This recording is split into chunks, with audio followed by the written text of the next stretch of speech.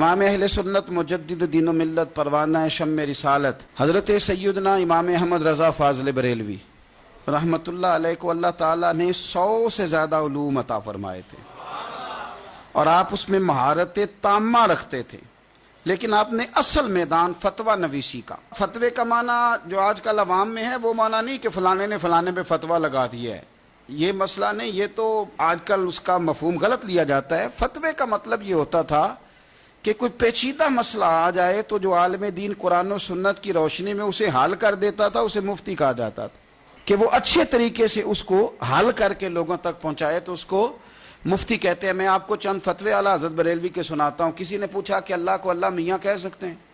کہہ دیتے ہیں نا بہت سارے لوگ، اللہ میاں فرماتا ہے، اللہ میاں کہتا ہے۔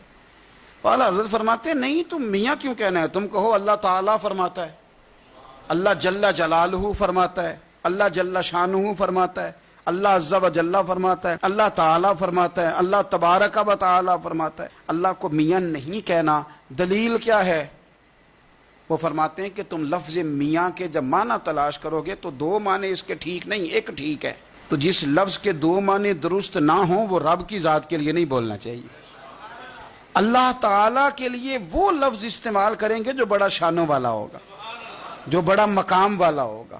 اللہ تبارک و تعالیٰ نے چرند بھی پیدا کیے، پرند بھی پیدا کیے، درندے بھی پیدا کیے، لیکن جب رب نے نسبت بیان کی تو پتہ کیا بیان کی؟ یہ جتنے جانور آپ کو گلیوں میں نظر آتے ہیں پیدا تو سارے اللہ نے کیے ہیں نا، لیکن رب نے جب نسبت بیان کی تو اس کو سمجھیں، فرمایا فلا و ربی کا، اے محبوب مجھے تیرے رب کی قسم ہو، اے محبوب مجھے تیرے رب کی قسم ہو، اپنی نہیں کہا، محبوب مجھے تیرے رب کی قسم ہو۔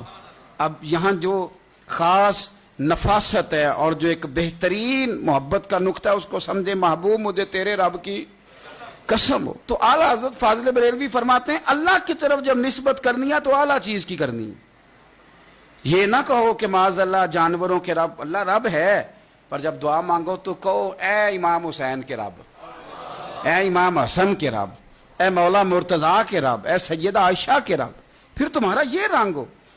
ہم نہ بچپن میں جب اسکول میں نظم پڑھتے تھے تو حمد پتہ کیا ہوتی تھی؟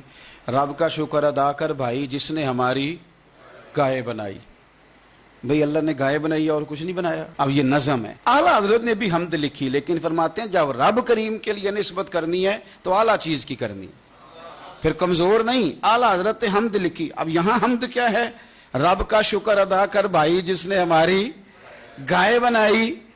تو اعلیٰ حضرت جب اللہ کی حمد لکھنے لگے تو انہوں نے گنبد خضرا کی طرف منہ کیا، اب اللہ کی حمد لکھتے ہیں، کہتے ہیں وہی رب ہے جس نے تجھ کو ہمتن کرم بنایا اور ہمیں بھیک مانگنے کو تیرا آستان دکھایا، تجھے حمد ہے خدایا، تجھے حمد ہے خدایا۔ وہی رب ہے جس نے تجھ کو، یعنی یہ نہیں کہا کہ گائے کی طرف نسبت کرو، کہنے لگے اللہ نے جو شے سب سے شان والی بنائی ہے وہ مدینے والے رسول ہے، لہذا ہم رب محمد کہیں گے، ہم رب مصطفیٰ کہیں گے صلی اللہ علیہ۔ وہی رب ہے جس نے تجھ کو ہمتن کرم بنایا، ہمیں بھیک مانگنے کو تیرا آستان دکھایا، تجھے حمد ہے خدایا، تجھے حمد ہے خدا۔